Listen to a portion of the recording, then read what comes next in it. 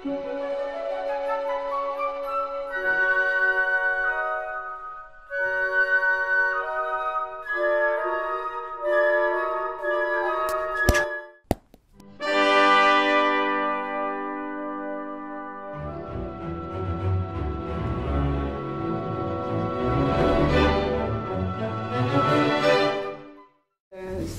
tu connais très bien Étienne Klein, donc tu veux bien le présenter.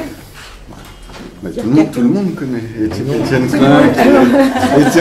Étienne Klein, physicien, spécialiste de physique quantique, directeur de recherche au CEA, professeur à l'école centrale, professeur de philosophie des sciences à l'école centrale, auteur de très nombreux ouvrages qui témoigne de son souci de partager la science avec tous. Et il tient une chronique hebdomadaire sur France Culture, Le Monde selon Étienne Klein. Il a reçu de très nombreux prix. Je ne vais pas vous faire la liste que j'ai trouvée sur Wikipédia. Juste quelques titres qui donnent une idée. Le temps existe-t-il ? Pourquoi les cantats sont-ils si troublants? L'univers a-t-il connu un instant zéro? Bon, on pourrait présenter Étienne Klein pendant 20 minutes. Bah vas-y. J'aime bien savoir qui je suis. Voilà, donc je pense que tu peux nous présenter cette intervention sur la naissance des idées scientifiques. Bien, bonjour à tous, je vous remercie pour l'invitation, même si, je dois l'avouer, je suis toujours un peu crispé quand je parle devant des psychanalystes. Enfin, j'ai toujours peur que mes fantasmes soient interprétés, que ce que je dis soit détourné vers autre chose. Enfin, il y a toujours une forme d'angoisse. Et en plus, les psychanalystes sont quand même les seules personnes à pouvoir organiser des colloques le dimanche matin, le jour de la fête des pères, dans un quartier où se déroule dans le même temps une course à pied qui empêche toute circulation. Ça, c'est quand même une originalité qu'il faut le reconnaître et qui gage sans doute de grandes découvertes pour la suite. Alors, on a un petit peu parlé tout à l'heure du lien entre mathématiques et physique, en expliquant que c'était la même chose, que ça collabore, etc. Ce qui est vrai. Mais en même temps, il y a une différence qui est fondamentale, qui a été relevée par un prix Nobel de physique qui s'appelle Richard Feynman, que vous connaissez sûrement, et qui disait que les mathématiques sont à la physique ce que la masturbation est au sexe. C'est-à-dire qu'en physique, il faut être deux. Il y a en effet le langage de la physique qui est un langage mathématique, qui n'est pas tout le langage des mathématiques. Il y a une partie des mathématiques qui servent en physique. Et puis il y a l'épreuve du réel. C'est-à-dire, le physicien, c'est quand même quelqu'un qui croit le plus souvent à ce que j'appellerais un en dehors de l'esprit. C'est-à-dire, il pense que quelque chose dans le réel s'impose à nous, que nous le voulions ou non. Et je vais vous donner un exemple tout simple, qui est que dans la plupart des manuels de physique, on raconte que l'atome, par exemple, a été pensé par les Grecs, par Démocrite, par Lucrèce, peut-être un Romain, enfin bref, par des penseurs de l'Antiquité qui ont eu l'idée de l'insécable, donc de l'atome, et qu'il a fallu attendre, dit-on, 2 millénaires et plus même, pour avoir la preuve expérimentale de son existence. Et s'ensuit en général un paragraphe où on loue l'intuition géniale des Grecs, etc. Très bien. Sauf que l'atome qu'on a découvert n'a absolument aucune des propriétés de l'atome des Grecs. Mais aucune, si ce n'est le nom, qui est mal porté puisqu'il n'est pas insécable. Donc ça veut dire que l'atome de la physique est un atome qui n'a été préalablement pensé par personne. Et c'est pour ça que je pense qu'il y a un en dehors de l'esprit, et cette épreuve du réel est à mon avis ce qui distingue fondamentalement les mathématiques de la physique, qui elles subissent cette épreuve, alors que les mathématiques sont soumises à leur simple référentiel logique, disons. Alors, qu'est-ce que c'est que la physique? Il y a évidemment beaucoup de définitions. Il y en a une qui va me servir pour introduire mon propos, qui est celle qui a été proposée par Alexandre Koyré, un philosophe spécialiste de Galilée, donc spécialiste de ce qu'on appelle l'avènement de la physique moderne. Et il écrit que le pari de la physique moderne, par opposition à celle d'Aristote, c'est qu'on peut expliquer le réel par l'impossible. C'est-à-dire qu'on peut comprendre ce qui est réel, ce qui se donne à nous dans le monde empirique, par des lois physiques qui contredisent l'observation. Il y a toute une ritournelle qui voudrait nous faire croire que la physique décrit le réel, tel qu'il se donne. Et en fait, c'est tout l'inverse, c'est-à-dire que toutes les lois physiques, enfin je parle de celles de la physique moderne, contredisent l'observation. En tout cas, l'observation immédiate, et oblige donc à une sorte de réinterprétation des faits pour établir une cohérence, une connivence même, entre ce que dit la loi et ce que l'expérience montre. Je vous donne un exemple tout simple, la chute des corps. Tout le monde voit bien que les corps lourds tombent plus vite que les corps légers. Aristote a théorisé cette loi dans sa physique, elle avait été vue par d'autres. Les Indiens d'Amazonie connaissent cette loi, un corps tombe d'autant plus vite qu'il est plus lourd. Et cette loi a été enseignée pendant des siècles sans que personne trouve à y redire, jusqu'au moment où Galilée se pose la question, non pas de savoir si cette loi est conforme aux observations, puisqu'elle l'est à l'évidence, mais de savoir si elle est vraie. Ce qui n'est pas la même chose. Et évidemment, il n'a jamais fait l'expérience de la tour de Pise qu'on raconte partout, c'est une légende. C'est une reconstruction positiviste pour faire croire qu'on aurait pu deviner cette loi à partir d'une expérience. Et s'il avait fait cette expérience, d'ailleurs, il aurait pris des objets lourds et des objets légers, les aurait laissés tomber depuis une hauteur de 54 mètres en convoquant tous les sorbonnards de l'époque qui étaient aristotéliciens. Et les sorbonnards qui le savaient déjà auraient vu que les objets lourds arrivent au sol avant les objets légers. Donc cette expérience n'aurait servi à rien. Et ce qu'il a compris, lui, c'est qu'on pouvait démontrer que la loi d'Aristote était fausse, non pas par une expérience comme celle que je viens de citer, mais par expérience de pensée. C'est-à-dire, j'imagine qu'Aristote a raison, et je vois ce qu'implique la théorie d'Aristote en supposant qu'elle est vraie dans des situations que je ne peux pas expérimenter, et je démontre qu'elle aboutit à des contradictions logiques. Par exemple, ce stylo est moins lourd que cette bouteille. Aristote me dit que la bouteille va tomber plus vite que le stylo, ce qui est vrai si je fais l'expérience, quoique, enfin bref. Mais l'expérience de pensée commence quand je suppose que je mets une ficelle qui relie la bouteille et le stylo. Donc l'ensemble est plus lourd que la bouteille, donc d'après Aristote, il va tomber plus vite que la bouteille toute seule. Mais dans la chute, le stylo qui est moins lourd va tendre la corde et faire parachute, et donc l'ensemble va tomber moins vite. Et donc il découvre que la loi d'Aristote ne peut pas être vraie. Et donc la loi qui est conforme à l'observation est fausse.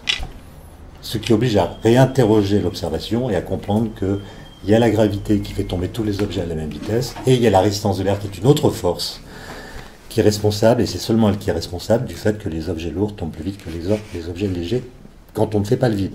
Bon. Et évidemment, si vous prenez la physique quantique ou la relativité, c'est encore pire, c'est-à-dire tous les énoncés correspondant aux lois physiques qui sont dans ces formalismes-là, quand vous les entendez, vous semblent absurdes, complètement absurdes. Par exemple, la physique quantique s'appuie sur un principe qu'on appelle le principe de superposition, qui dit que si une particule peut être dans l'état A qui correspond à cette position-ci, et si elle peut être dans l'état B qui correspond à cette position-là, elle peut être dans l'état A plus B, dont personne ne sait ce que ça veut dire A plus B. D'accord ?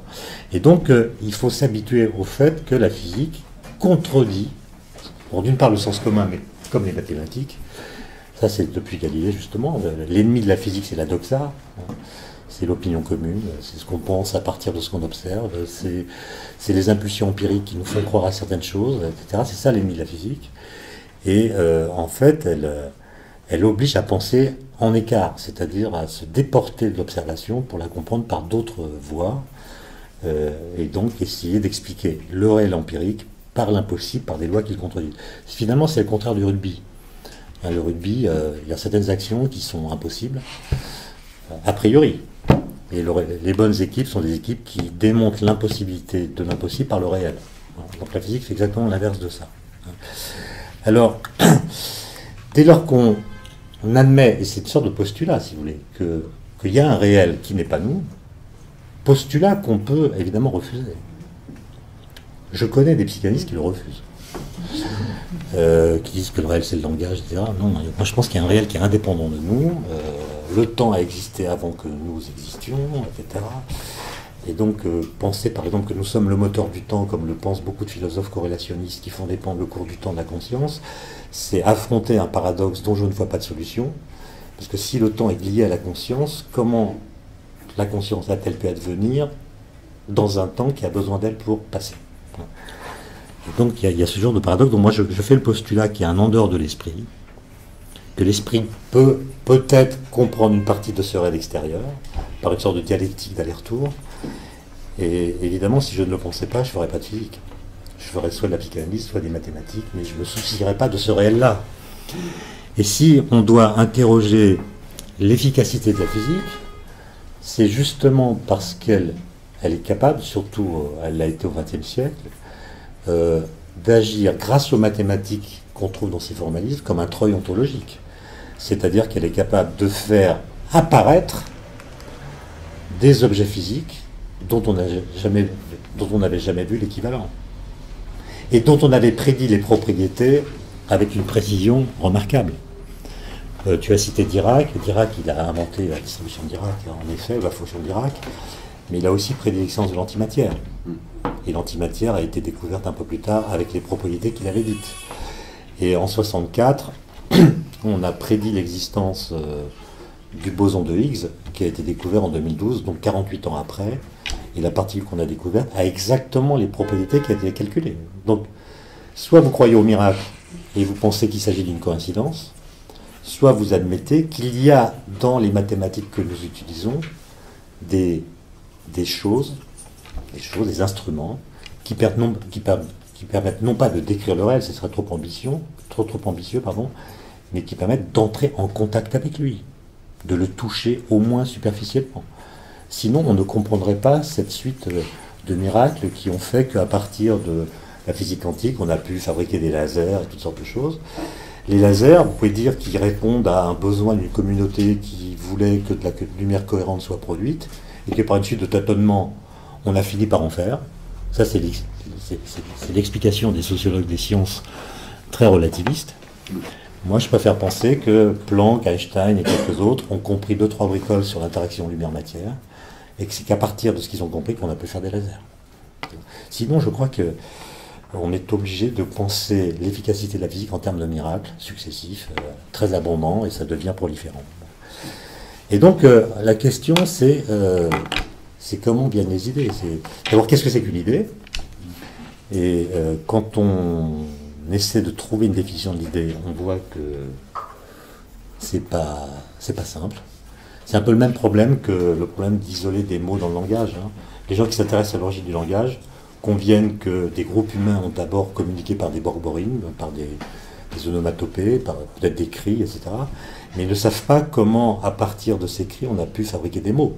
C'est-à-dire que dans une suite de sons, on dit tiens, ça c'est un mot. Mais de la même façon, quand dans le cerveau on voit que des pensées circulent ou que des événements cérébraux, disons, se produisent, à partir de quand dit-on que dans ce terreau mental surgit ce qu'on appelle une idée? Autrement dit, qu'est-ce qu'on appelle une idée? Il y a un mathématicien que tu connais bien qui s'appelle Gromov, qui lui pense que l'inconscient est un lieu dans lequel se déploient en permanence des idées chaotiques, des atomes d'idées, en quelque sorte. Et que le mathématicien, c'est celui qui, à partir de ce magma informel, non structuré, lorsqu'une idée percole dans la conscience, est capable, un atome d'idée percole dans la conscience, il est capable de la saisir et d'en faire une théorie ou autre chose qui relève du champ des mathématiques. Et donc, moi je m'étais intéressé à des textes de mathématiciens qui ont raconté leurs eureka, parce que évidemment, la meilleure façon de penser la chose, c'est de dire il y a des eureka. Et certains ont raconté des eureka, par exemple Laplace, par exemple Ampère, par exemple Poincaré. Bon. Poincaré est celui d'ailleurs qui a le plus élaboré la chose. Et ces gens nous racontent qu'il y a un avant et un après. Mais l'eureka lui-même n'est jamais décrit.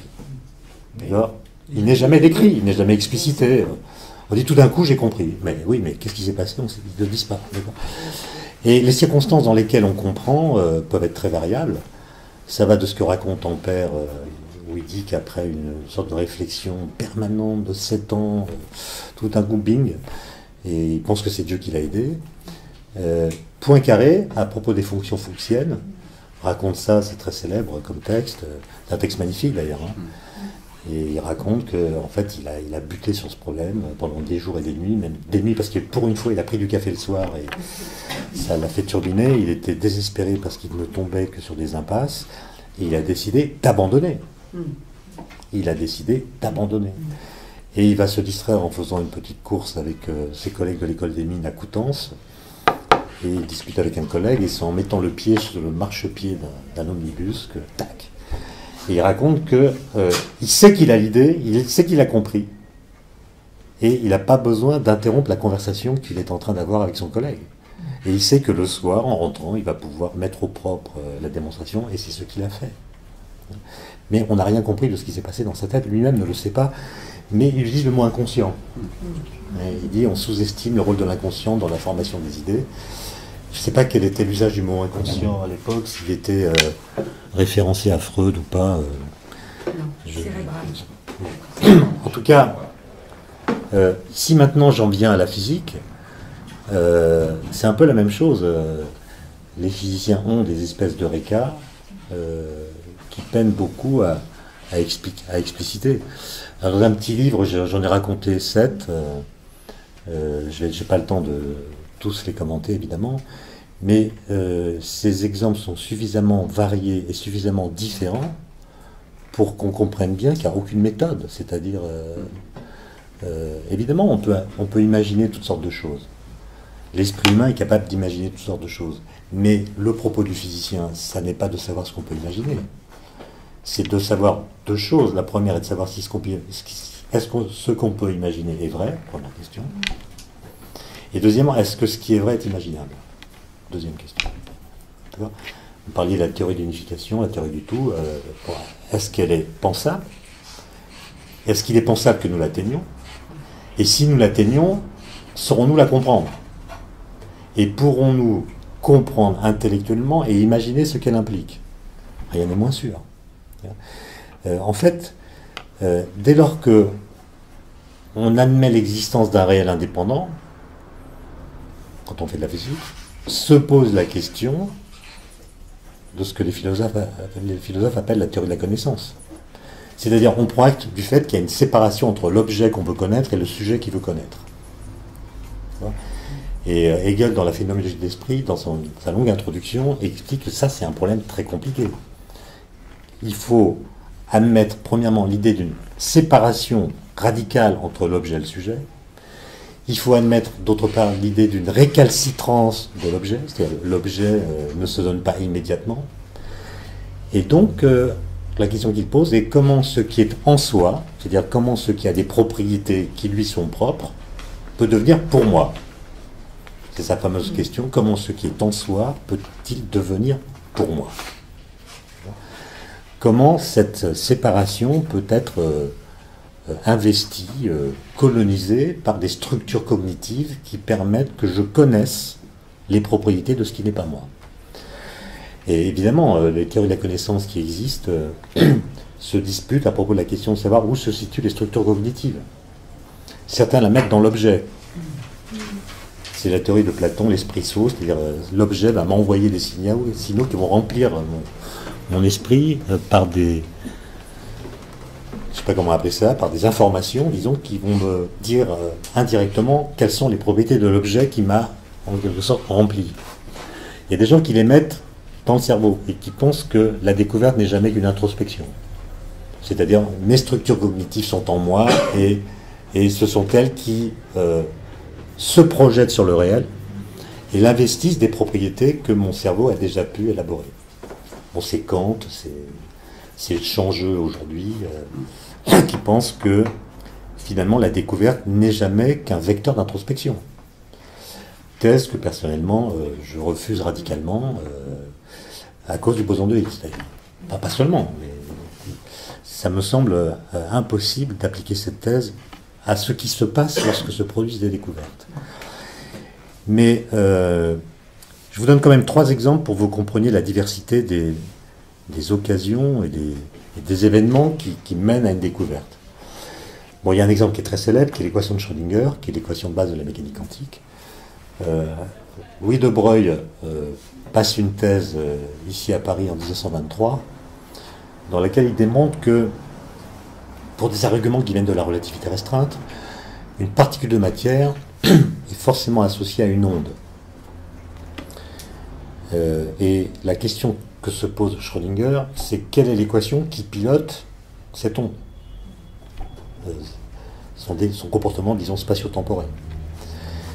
Et il cherche, il ne trouve pas, il fait une espèce de dépression en fait. Il habite à Vienne à l'époque, et avec l'autorisation et la bienveillance de sa femme, il a l'autorisation donc de partir 15 jours à Rosa, dans les Grisons, faire du ski avec sa maîtresse.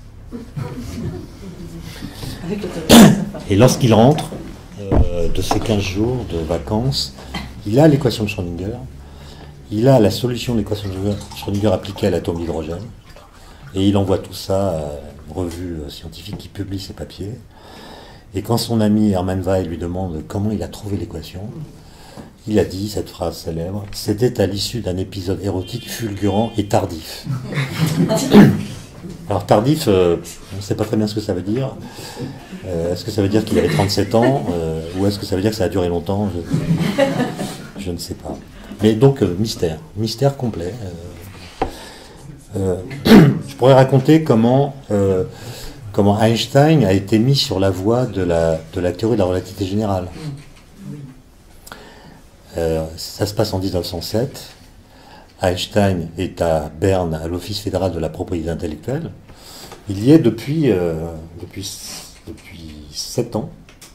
En 1905, il a fait les 5 papiers incroyables correspondant à cette année miraculeuse de la physique qui est l'année 1905, parmi lesquels il y a le papier sur la relativité restreinte, 5 papiers qui chacun mériterait un prix Nobel, mais il n'a toujours pas de poste à l'université. Donc en 1907, il est toujours là. Et Einstein est quelqu'un qui pensait avec son corps, c'est-à-dire il mettait son corps en situation en quelque sorte. Et il faisait des rêves semi-éveillés dans lesquels ou au cours desquels il essayait d'éprouver les lois physiques par son corps. Et il raconte dans son autobiographie scientifique que un jour de mai, il était après le déjeuner assis sur son tabouret là, il rêvasse. Et il a l'idée dont il dit qu'elle a été la plus heureuse de sa vie. Et quand il l'a eu, il a été pris de tremblements. Enfin, chez lui, on veut dire qu'il a eu vraiment des symptômes physiques. Hein. Et cette idée est toute bête, il a compris qu'un objet qui tombe, ou un corps qui tombe, ne sent pas son propre poids. D'accord ? Un corps qui tombe ne sent pas son poids. Ce qui est une phrase énigmatique, parce que si vous tombez, c'est précisément du fait de votre poids. Mais ce qu'il comprend, et c'est lisible dans les équations de Newton, hein, c'est simplement quelque chose qui est écrit dans les équations, mais que personne n'avait vraiment considéré comme une implication très forte. C'est que quand vous tombez, les objets qui tombent avec vous tombent comme vous, en vertu de la loi de Galilée. Tous les corps tombent de la même façon. Donc votre chapeau, votre portefeuille, votre parapluie, lorsque vous tombez, tombe exactement comme vous, à la même vitesse que vous, donc par rapport à vous, il ne tombe pas. Et donc le fait de tomber supprime la gravité qui vous fait tomber. D'accord ? Le fait de tomber supprime la gravité qui vous fait tomber. Donc, et ça c'est dans Newton. Hein. Mais Einstein dit ça doit être les bases d'une nouvelle théorie de la gravitation. Il va y travailler pendant 7 ans, 8 ans même, avec d'autres, des mathématiciens. Et en novembre 1915, il va publier une nouvelle théorie de la gravitation qui s'appelle la théorie de la relativité générale, qui est simplement partie de cette idée, qu'il a fallu ensuite habiller par un formalisme mathématique très compliqué pour le coup, c'est ce qu'on appelle le calcul tensoriel, mais l'idée de base est très simple, si vous voulez. L'idée de base est très simple. Et quand tu disais, ça me fait penser à ça, que le mathématicien, c'est quelqu'un qui aime être contredit. En fait, le physicien aussi, il aime bien être contredit par le réel. D'ailleurs, la découverte du boson de Higgs a créé au CERN, qui est le laboratoire qu'il a découvert, une forme de dépression, au sens où... Non, mais c'est sérieux, c'est au sens où on l'a attendu pendant 48 ans, cette particule. On l'a cherché, on l'a pas simplement attendu comme ça, on a construit des machines. Nous, on ne voyage pas léger, hein. Le LHC, c'est 27 km de circonférence dans un tunnel franco-suisse, enfin, c'est extrêmement lourd. Donc c'est un effort énorme. dont je pense que vous ne mesurez pas la ténacité qu'ils réclament de ces gens-là. Et quand on a vu les premiers signaux du Higgs, c'est une courbe qui se déforme un peu selon ce qu'on avait calculé. Les gens ont une réaction toute simple, ils pleurent. D'accord ? Il faut quand même ces pleurs, c'est le contact avec le réel. On sait qu'à ce moment-là, on touche du réel, du vrai réel. Pas du réel qui se donne par l'observation directe, du vrai réel. Et le statut de ce réel est une question intéressante, mais si vous voulez,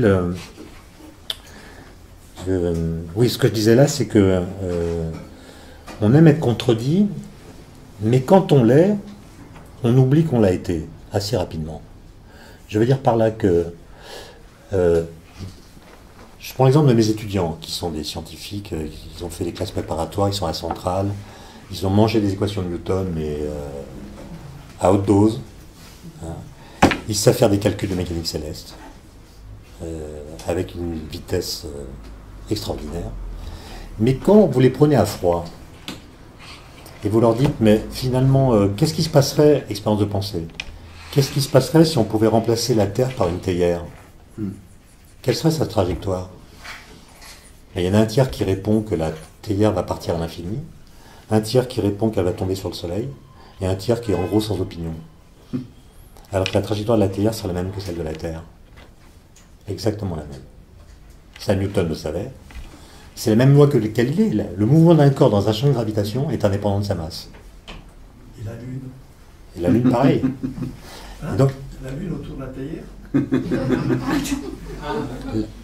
Là, ça la Lune autour de la Terre, Oui. ben, ça c'est une situation qui n'existe pas. Donc il s'agit de... Non, mais si vous remplacez la Lune par une théière, la trajectoire de la Lune sera la même. La Terre étant une théière, qu'est-ce que deviendrait la Lune ? Elle se barrerait. Ah bien sûr. Et là je parle... Oui, bien sûr. Bien sûr. Il y a des problèmes quand même. Non. Non, mais la Lune n'a pas un effet très, très important sur la trajectoire des autres planètes du système solaire. Non, en tout cas, si on suppose qu'il n'y a que ces corps, on prend un problème à deux corps, si vous voulez, vous êtes d'accord avec moi. Et quand ils font la mécanique céleste, c'est toujours des problèmes à deux corps. Parce qu'à trois corps, ça devient chaotique. Donc je prends le problème à deux corps, on peut sophistiquer. Et encore, quand on a un problème à deux corps, et que le premier corps crée un champ de gravitation, la trajectoire de l'autre corps dans ce champ de gravitation est indépendante de sa masse. Vous êtes d'accord avec ça ? Ouais, on peut l'écrire l'équation. Mais si, c'est évident. La force, c'est G, la constante de Newton, fois la première masse, fois la deuxième masse, divisé par la distance au carré. Et ça, c'est m fois l'accélération. Bon, vous simplifiez par l'accélération est indépendante de la masse du corps, parce que ça simplifie. Ok ? Et donc, ce que je veux dire par là, c'est tout simplement que nous pouvons être habiles à manier des équations de physique, sans du tout voir ce qu'elles impliquent, et continuer d'avoir de la gravitation une lecture aristotélicienne en 2014. D'accord ? C'est-à-dire, nous faisons comme si la trajectoire d'un corps dépendait de sa masse. Alors que les équations montrent le contraire, mais on ne les a pas pensées. Si vous voulez. Excusez-moi. Oui. Ça serait une théière de même masse que la Terre. Non, c'est ça ? non, non. Ben oui, mais si c'est la masse d'une théière, ben la Lune, elle fout le camp. Je ne parle pas de la Lune, je prends un problème à deux corps. Oui, quand même. Non, non, non. Je prends un problème à deux corps. Je suppose qu'il y a le Soleil et la Terre. Et je remplace la Terre par une théière. On ne va pas y passer la matinée. D'accord ? Bon. Et alors, il y a un autre exemple, alors, qui pour le coup a été l'objet de beaucoup de travaux, c'est que parmi tous les pères fondateurs de la physique quantique, il n'y en a qu'un qui s'est vraiment intéressé au problème de la découverte, et notamment de ces découvertes. Et ce quelqu'un, c'est Wolfgang Pauli. Pauli, qui a inventé le principe d'exclusion de Pauli, etc., qui était un type très tourmenté à l'intérieur de lui-même et très cassant à l'extérieur. On l'appelait le fouet de Dieu, hein, c'est-à-dire qu'il était... en fait, il cassait tout le monde, quoi. Mais lui-même était très, très, très, très tourmenté par toutes sortes de questions. Et on comprend pourquoi. En 1927, il s'est marié à une danseuse qu'il a assez rapidement quittée pour un chimiste. Et ça, pour un physicien théoricien, c'est très très dur. Et là, il a commencé à vraiment péter des plombs, il est devenu alcoolique, il s'est drogué, etc. On l'a même vu se battre dans des bars de Zurich. Enfin, et son père s'est vraiment inquiété et l'a sommé de prendre contact avec Jung, qui habitait la même ville, pour entamer une psychanalyse. Et Paoli a écrit une lettre à Jung qui commence par ces mots ma femme m'a quitté pour un chimiste. Si elle m'avait quitté pour un matador, j'aurais pu faire quelque chose, mais un chimiste, que faire? Bon. Ce chimiste s'appelait Goldfinger, c'était un très très bon chimiste. Goldfinger, c'est quand même tout un programme. Bon, bref. Et il a donc entamé une psychanalyse qui a duré très longtemps, qui a duré jusqu'à sa mort, en fait, en 58. Et Jung a interprété 400 des 1000 rêves qu'il lui a envoyés, donc c'est beaucoup.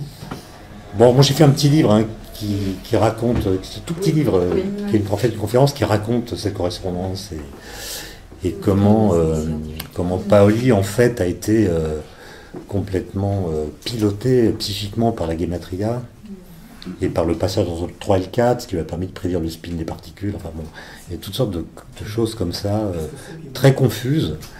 Qu'est-ce que c'est gematria? Oh, c'est la Kabbale, c'est la Kabbale. D'ailleurs, il a... Bon, j'ai plus le temps, mais si vous voulez, il y a un nombre en physique qui s'appelle la constante de structure fine, qui est le carré de la charge électrique divisé par la constante de Planck divisé par la vitesse de la lumière. C'est un nombre sans dimension, donc c'est un vrai nombre, un nombre pur, disons, et qui mesure l'intensité de l'interaction électromagnétique comparativement à l'intensité des autres interactions. Et ce nombre, il vaut 1 sur 137. Donc l'inverse d'un nombre entier. Alors que c'est des constantes physiques, le carré de la charge électrique, la constante de Planck, c'est des nombres dimensionnés. Et quand on fait ce rapport, la dimension disparaît, mais on s'étonne de trouver un nombre entier. D'autant que la gematria permet d'écrire le mot Kabbale avec des chiffres, et ça donne 137. Et donc, en gros, la constante de structure fine, c'est 1 sur la Kabbale, quoi. Donc, c'est la numérologie, quoi. Ouais, donc Paoli devient complètement hystérique là-dessus, mais il n'était pas le seul. Beaucoup de gens pensaient que si on comprenait l'origine de ce nombre, on comprendrait les problèmes d'interprétation de la mécanique quantique. Et donc, Paoli est parti là-dedans de façon complètement délirante, en fait. Et en vain, puisqu'on s'est rendu compte après la Deuxième Guerre mondiale, en faisant des mesures beaucoup plus fines, que ce nombre n'était pas entier. C'est 137,002, etc. Donc c'est pas la peine de s'énerver avec ça et de faire de la numérologie de bas étage. Mais lorsqu'il est mort en 58, il est mort le jour de ma naissance, c'est pour ça que je connais. En fait, il donnait un cours à Zurich, il a été pris d'un malaise, on l'a emmené à l'hôpital de la Croix-Rouge à Zurich, qui existe toujours, et il était inconscient, et on l'a mis dans la chambre 137. Sans parler. Et il a repris conscience et il a vu ça, et il a déliré à nouveau pendant une semaine. Et il est mort en se demandant ce que voulait dire ça, et pourquoi on l'avait mis là, etc. Voilà. Et donc, voilà, il y a des questions qui sont, si vous voulez, non résolues. La première, c'est la question du statut de l'idée. Qu'est-ce que c'est qu'une idée? Et comment émerge-t-elle dans le magma des événements cérébraux? Moi, j'ai lu pas mal de choses là-dessus, j'ai jamais trouvé de réponse convaincante. La deuxième question, c'est celle de notre relation à l'objet et d'où vient notre capacité à le saisir, par le biais des mathématiques, enfin, d'une partie des mathématiques. Et c'est peut-être là-dessus que je vais terminer, c'est que on est forcément, quand on est physicien, ému par l'efficacité opératoire des mathématiques en physique. Même sur des résultats très simples. Par exemple, vous faites le calcul d'un circuit RLC, il y a une résistance, une inductance et un condensateur, ça se fait au lycée, équation différentielle. Vous calculez, compte tenu des paramètres de votre circuit, comment doit évoluer le courant électrique ou la tension aux bornes de tel ou tel appareil. Vous faites le calcul. Vous faites une mesure, c'est la même chose. c'est quand même bizarre. Vous avez fait des équations, ou je sais pas où, vous venez dans le réel empirique, vous faites des mesures, ça marche. Quand vous faites de la mécanique quantique, l'endroit où vous manipulez des équations, c'est pas du tout l'espace physique à 3 dimensions, c'est des espaces de Hilbert, des espaces vectoriels, qui peuvent avoir un nombre infini de dimensions. Vous êtes là-bas, à appliquer le principe de superposition, à la fin vous obtenez un nombre réel, qui doit correspondre à une possibilité pour un résultat de mesure. Vous revenez dans le monde empirique, vous voyez la même chose. D'accord ? Or, en physique quantique, on s'émancipe du réel empirique pour venir dans des espaces abstraits, et on crée ainsi un espèce de décalage, une brèche, dans laquelle viennent s'engouffrer toutes sortes de questions sur le lien entre l'objet et sa représentation. Et si les gens ont pleuré en voyant le signal de Higgs, c'est parce que c'est incompréhensible. C'est incompréhensible qu'en faisant des calculs infernaux avec le Lagrangien du modèle standard, qui est infernal lui aussi, on arrive à saisir du réel. Alors, il y a un prix Nobel de physique qui s'appelle Eugène Wigner, qui était le beau-frère de Dirac, qui a écrit un article très célèbre en 1960, qui s'intitule « De la déraisonnable efficacité des mathématiques en physique ». Le mot anglais, d'ailleurs, c'est « unreasonable », qui a été mal traduit. Il ne dit pas que c'est déraisonnable, au sens où ça ne serait pas raisonnable de le faire. Il veut dire par là que on n'a pas d'arguments rationnels qui permettent d'expliquer cette efficacité, cette capacité de saisir du réel par les mathématiques. Et à la fin, il parle de miracle. Il dit c'est une sorte de propriété magique que nous ne méritons pas, dit-il, et que nous ne comprenons pas. Et la question est de savoir si c'est vraiment un miracle. On peut tout à fait développer la thèse suivante, qui est de dire que, ça c'est dans Marc de Dirac, son beau-frère, qui est de dire que les mathématiques qu'on utilise en physique, c'est pas n'importe quelle mathématique. C'est des mathématiques ou des formalismes qui permettent ou mettent à disposition une grande richesse de quantités invariantes. Et ces quantités invariantes, ça peut être des structures, ça peut être des nombres, ça peut être des formes, ça peut être des propriétés qui demeurent les mêmes quand on change de point de vue. Et donc, par exemple, en mathématiques, on utilise beaucoup la théorie des groupes, en physique, ou la théorie des fonctions de la variable complexe, qui sont des théories dans lesquelles on peut construire beaucoup d'invariants. Et la question qu'on peut se poser est de savoir si c'est un hasard ou si c'est une nécessité. Et Dirac, qui avait fait cette remarque, était un type qui parlait très très peu, qui est connu pour ça, parce qu'il pensait que le langage ne devait servir qu'à dire des choses vraies. C'était pas du tout fait pour bavarder, pour donner corps à la subjectivité de son intellect. Non, on parle pour dire la vérité. On ne parle pas beaucoup. Et les gens étaient terrorisés à l'idée de lui adresser la parole. Et Paoli, le même Paoli, raconte dans un de ses livres qu'un jour, il était en face de Dirac, ils ne se connaissaient pas très bien, ils étaient dans le même train, et Paoli ne savait pas trop comment adresser la parole à Dirac. Et donc il saisit l'occasion qui est que le train traverse une prairie dans laquelle il y a des moutons qui sont en train de paître, et Paoli dit à Dirac, regardez Dirac, on dirait que ces moutons ont été fraîchement tondus. Bon, Dirac se colle à la vitre, regarde les moutons, revient vers Paoli et dit « Oui, au moins de ce côté-ci. » Ce qu'il voulait dire, il voulait pas dire de ce côté-ci du train, il voulait dire de ce côté-ci des moutons. Autrement dit, quand nous disons que les moutons sont tondus, notre cerveau, en fait notre système perceptif, manipule une sorte de principe d'invariance, un logiciel d'invariance par lequel une vue partielle nous conduit à des conclusions générales. D'accord ?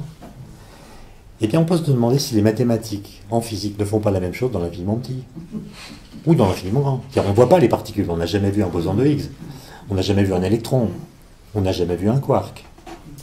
Mais le fait qu'on utilise des mathématiques qui sont riches en invariants nous permet de prolonger dans le domaine de l'invisible ce que fait le cerveau dans le domaine de la vision. C'est-à-dire, nous décrivons des éléments de réalité par des structures mathématiques qui sont invariantes par différentes transformations.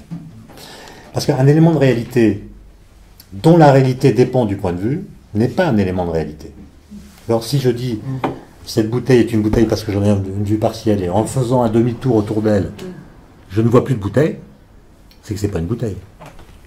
D'accord ? Autrement dit, pour pouvoir saisir un élément de réalité, il faut le décrire par quelque chose qui est invariant selon certains types de transformations. Et c'est précisément ce que fait la physique. Voilà ce que je pouvais vous dire. Merci.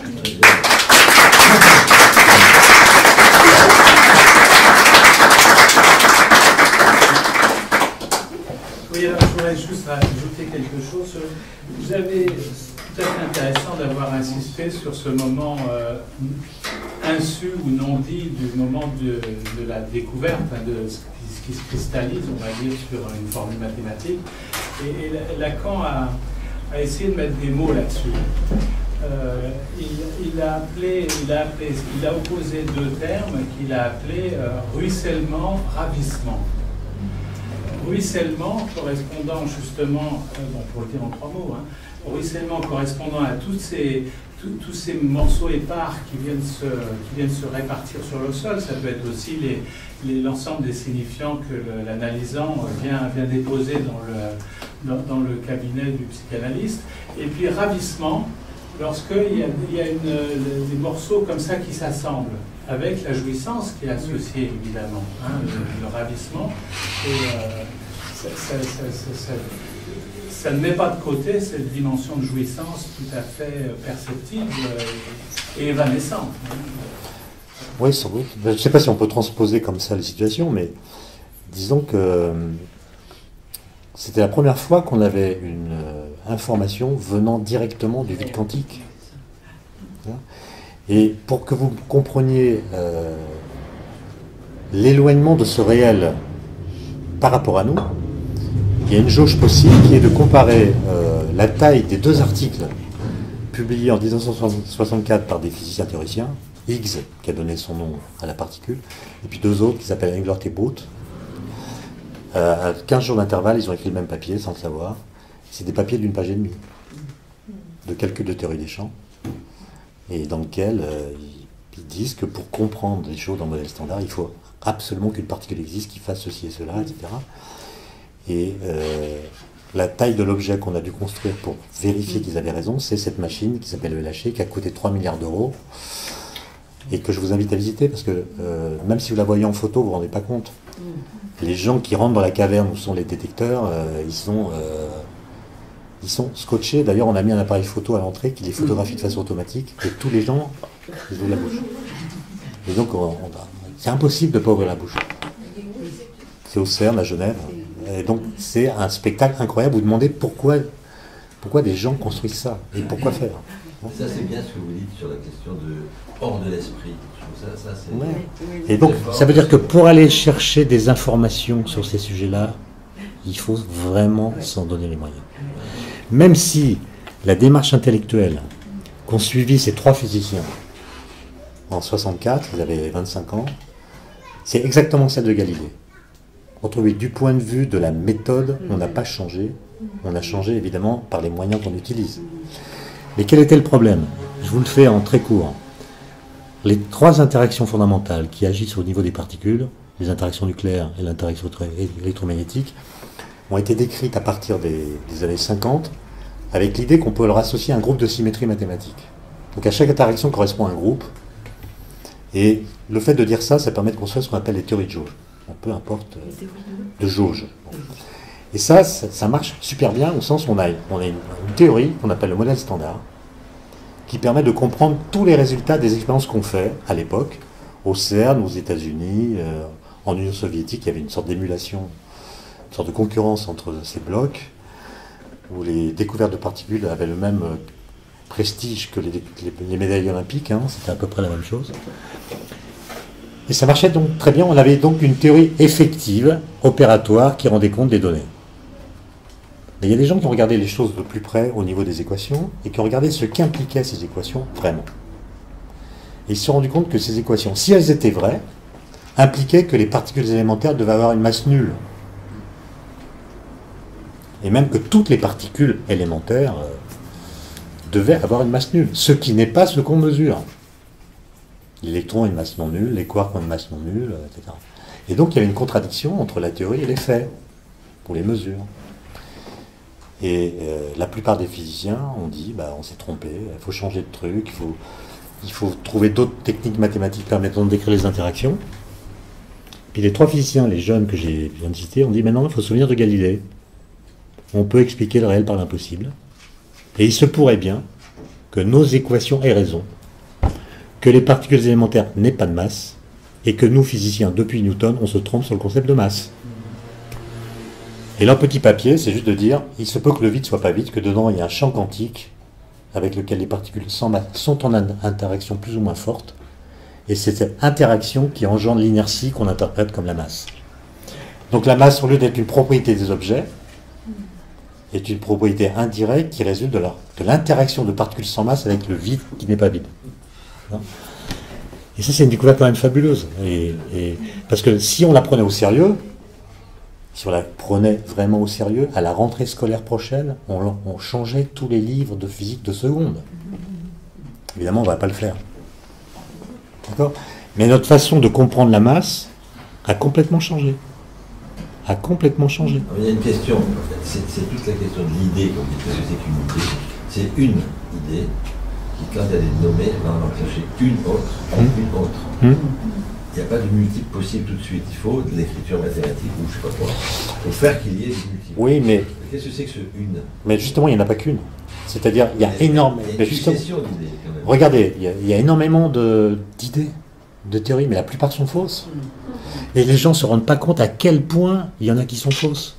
Et quand... C'est ça, c'est ma grande guerre avec les sociologues des sciences. Ils pensent qu'on a choisi ça parce que ça nous faisait plaisir. Mais ils n'ont pas idée de toutes les idées qui ont été plantées. Mais pourquoi elles se succèdent ? Il y en a une, puis une autre. Mais non, ça prolifère. Non, ça prolifère. Ça prolifère. Et regardez le fait que Englert et Brute aient eu la même idée que Higgs alors qu'ils ne se connaissaient pas, etc. Ça veut dire d'une part qu'ils étaient des génies, mais en même temps qu'une certaine question se posait. Une certaine question. Et quand vous avez une question, les idées qui germent pour y répondre sont innombrables.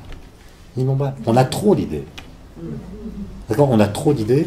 Et comme vous le savez peut-être, regardez par exemple, il y a 3 semaines, les Américains ont annoncé qu'ils avaient vu une polarisation du fond diffus cosmologique qui était la preuve de l'inflation cosmique. Et évidemment, c'est en train d'être démenti parce que leur signal est peut-être dû aux poussières de la galaxie. N'empêche que le satellite Planck va peut-être confirmer leur découverte, à savoir qu'il y a eu une inflation cosmique dans l'univers primordial.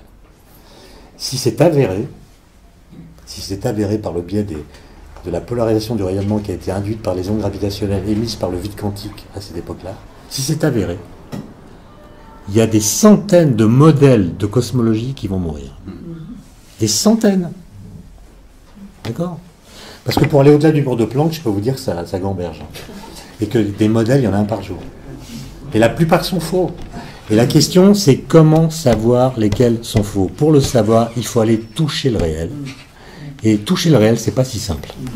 Je voudrais vous demander une question très naïve par rapport à ça. Vous disiez, et j'avais entendu déjà dire ça, on n'a jamais vu un boson de Higgs. Non. Donc, qu'est-ce qu'on voit et qui fait pleurer ou qui émeut tellement? Mais justement, le boson de Higgs, quelle est la preuve? Le boson de Higgs, il a une durée de vie de 10-23 secondes. D'accord? Donc on ne va pas faire grand-chose avec. D'autre part, il n'en existe plus. Il n'y a plus de boson de Higgs dans l'univers. Donc, il n'y en a plus. Quand on dit qu'on l'a découvert, c'est un abus de langage. Le boson de Higgs, il y en avait dans l'univers primordial quand il y avait beaucoup d'énergie. Et ce qui reste, c'est le champ de Higgs. Et les quantas de ce champ, c'est les bosons de Higgs qu'on peut faire apparaître artificiellement en faisant des collisions de protons qui vont donner au vide quantique l'énergie qui lui manque pour que les particules qui sont virtuelles deviennent réelles. Donc, en fait, on reproduit dans le présent les conditions physiques du passé. Et comme les lois n'ont pas changé, on ne voit pas, il n'y a plus de bosons de Higgs dans l'univers. Donc, quand, je me souviens, ça avait scandalisé, quand le 4 juillet 2012, ça devrait vous interroger non pas en tant que psychanalyste, mais en tant que citoyen, parce que c'est... Le 4 juillet 2012, on annonce la découverte du Higgs. Mais pas un homme politique n'a commenté ce truc. Alors que c'est quand même un événement politique aussi, parce que c'est l'Europe qui a trouvé le X, c'est pas les Américains. Et c'est parce que l'Europe s'est organisée avec le CERN sur un projet à très long terme, a décidé de financer une discipline et non pas des projets particuliers, qu'on a pu le trouver. Il y a une sorte de... Parce que la science européenne, elle remarche très bien.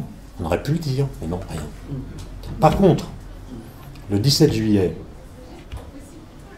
paraît dans Le Monde un article d'une demi-page écrit par M. Domoros, qui est l'ancien ambassadeur de France au CERN au moment de sa création en 1954. Genre, il n'est pas jeune. D'ailleurs, il a 104 ans.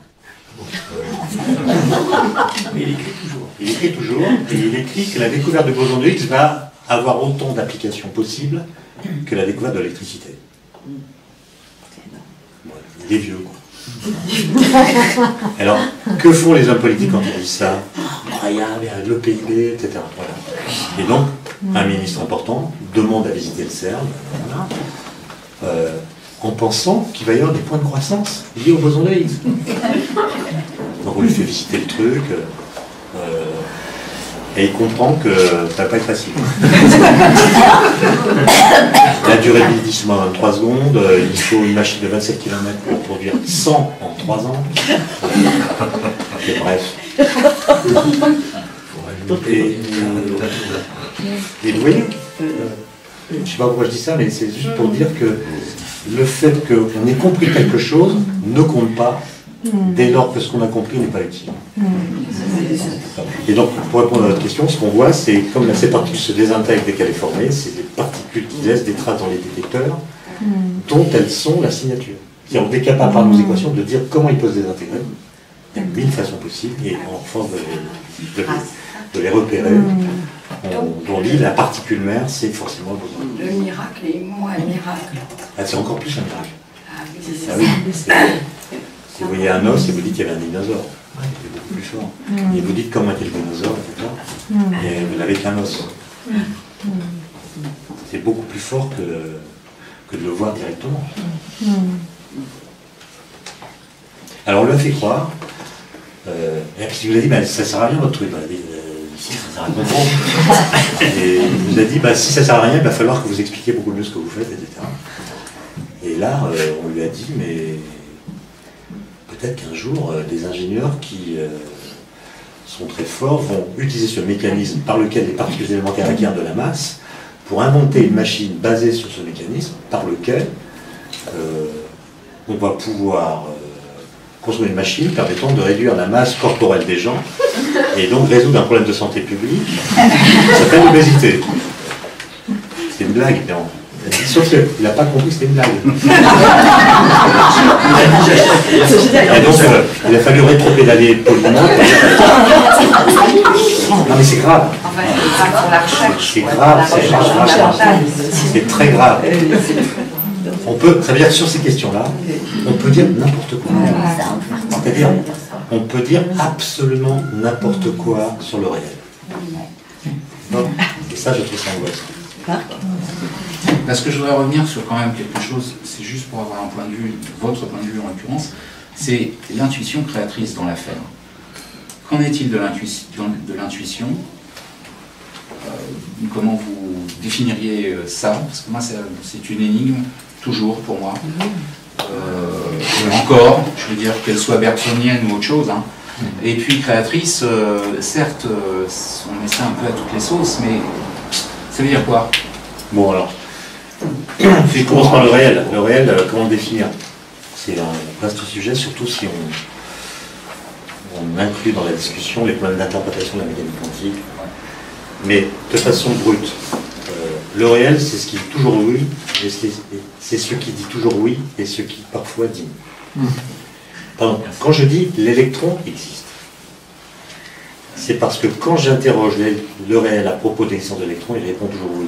Autrement dit, j'ai jamais vu d'électron, mais l'électron est un ingrédient qui sert à tant d'explications de choses que postuler qu'il n'existe pas me mettrait devant un paysage complètement absurde.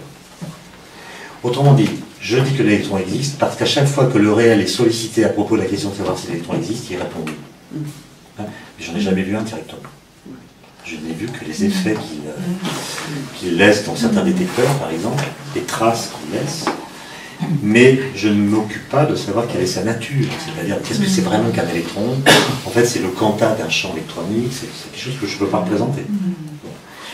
Maintenant, quand vous avez à propos du réel une idée que vous mettez à l'épreuve par une expérience, si cette expérience a un résultat qui vous dit non, non, c'est pas comme ça. C'est que le réel a parlé. Donc, c'est un nouveau réel qui s'impose à vous et qui permet de dire qu'il y a un extérieur par rapport à moi. Alors, pour ce qui est de l'intuition créatrice, moi je me méfie de l'intuition créatrice parce que il y a un discours ambiant qui est qu'on doit innover tout le temps, que l'innovation, c'est ce qui va permettre de résoudre tous les problèmes qui se posent à nous. Hein. C'est le credo de l'Union européenne, qui veut que l'Union devienne l'union de l'innovation. Bon. Et alors l'idée, c'est qu'il faut laisser parler les synergies, créer des ateliers de créativité, etc. Bon, c'est très bien. Mais moi, je ne conçois pas l'intuition comme décorrélée de la compétence. C'est-à-dire qu'il y a beaucoup de gens qui nous envoient leurs intuitions. Et donc j'ai rien contre l'intuition. Il ne s'agit pas de la brider. Mais il s'agit de montrer que l'intelligence, elle avance comme un voilier. C'est-à-dire qu'il y a la voile qui permet d'avancer. Et ça, c'est l'imagination. Et puis il y a la dérive qui empêche que ça dérive, justement. La qui, ça, c'est la raison.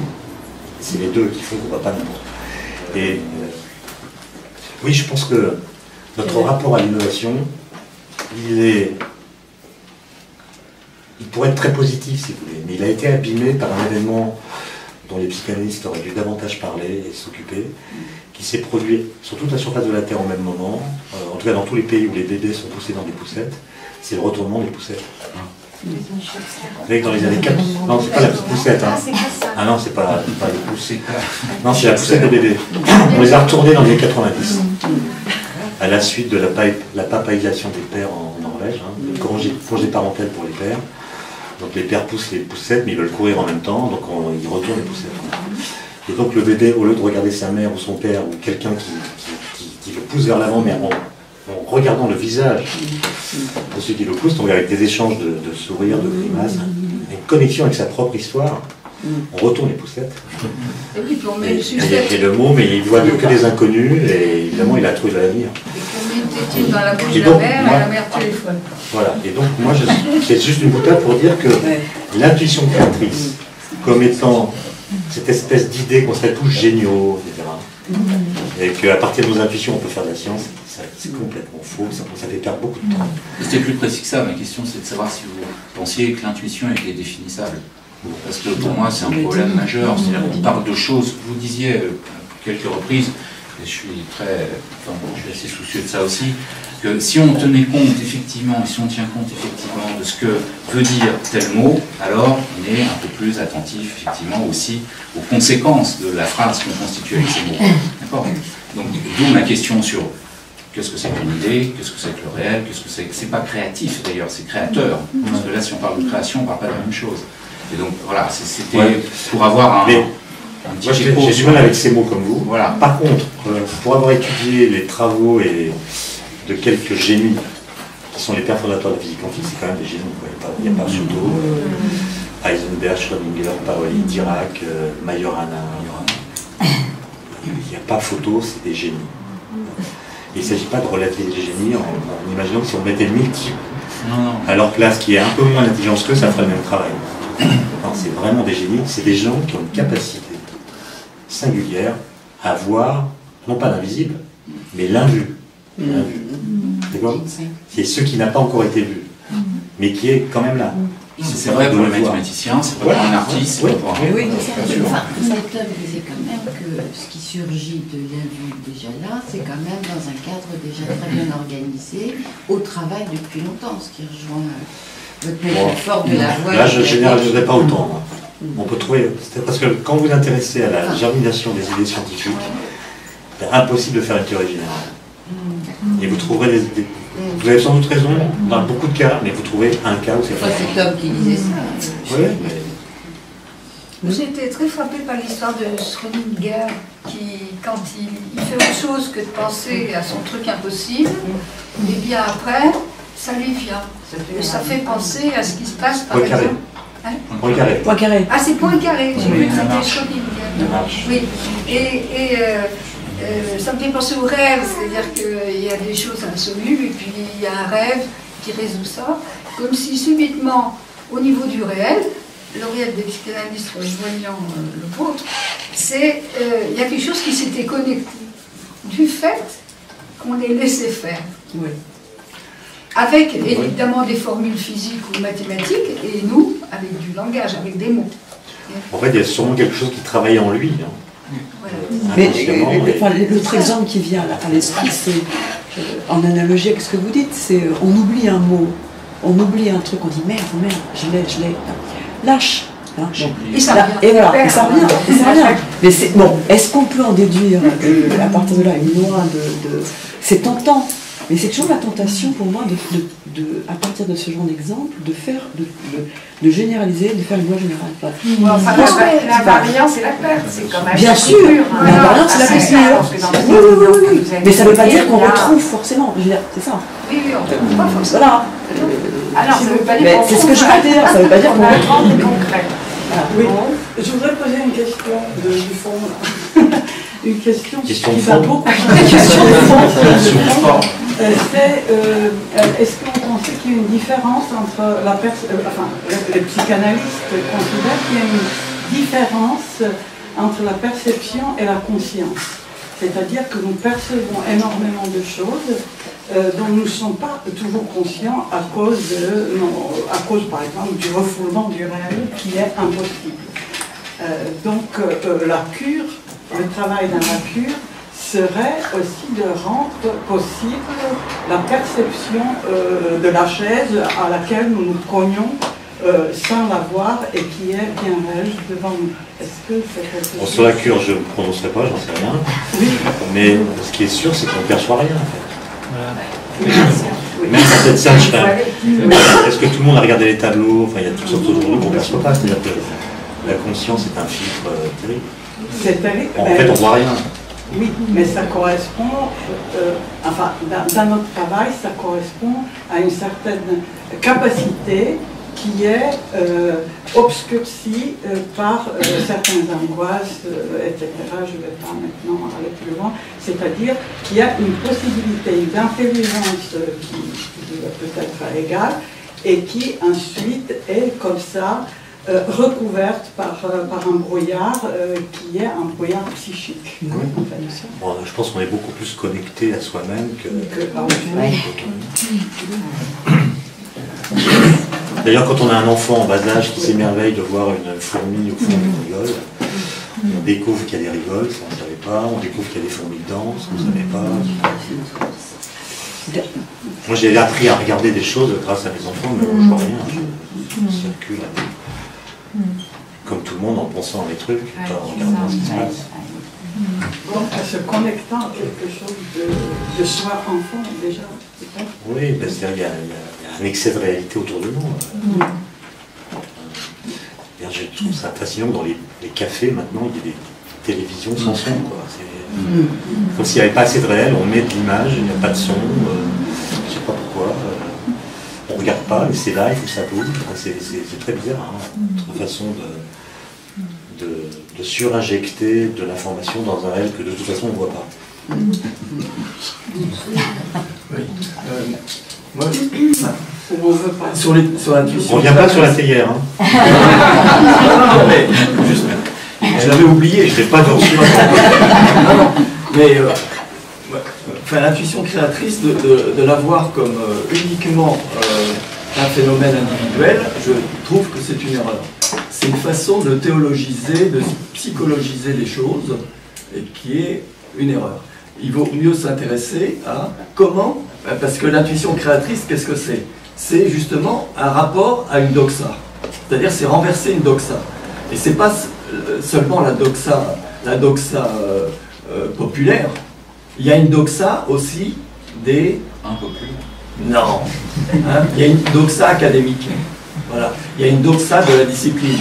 Hein, ceux que vous appelez des génies, et je trouve que c'est une mauvaise façon de considérer les choses, parce que c'est c'est déifié, c'est... Non, c'est des génies. Mais non, mais ça c'est de la doxa. Non, Mais si, c'est de la doxa. Non, mais regardez, justement, un génie, c'est quelqu'un dont vous ne pouvez pas reconstruire l'itinéraire intellectuel. Ouais. Oui, Et mais c'est quoi? C'est pas tout seul, c'est par rapport à une doxa, et à la doxa de sa discipline. C'est-à-dire qu'il renverse une doxa de sa discipline. Non, pas forcément. Il y a des Si. génies, mais non. Il ne renverse pas. Par exemple, Higgs, il n'a pas renversé le modèle standard. Je tiens à mon nom génie. Oui, ça c'est de la Oui, bien sûr. Mais non, écoute, Lacan et toi, ça fait une différence. Voilà. Et Léonard de Vinci et moi aussi, d'ailleurs. Tu vois que Lacan, c'est un génie, et toi peut-être tu le deviendras. Mais il y a un endroit où... il n'y a pas de génie. Il y a des autres, il y a des étrangers, mais il n'y a pas de génie. Il y a un endroit où le génie et la divinité se rejoignent, c'est Léonard de Vinci. Parce que l'anagramme de Léonard de Vinci, c'est le don divin créa. Bon, voilà.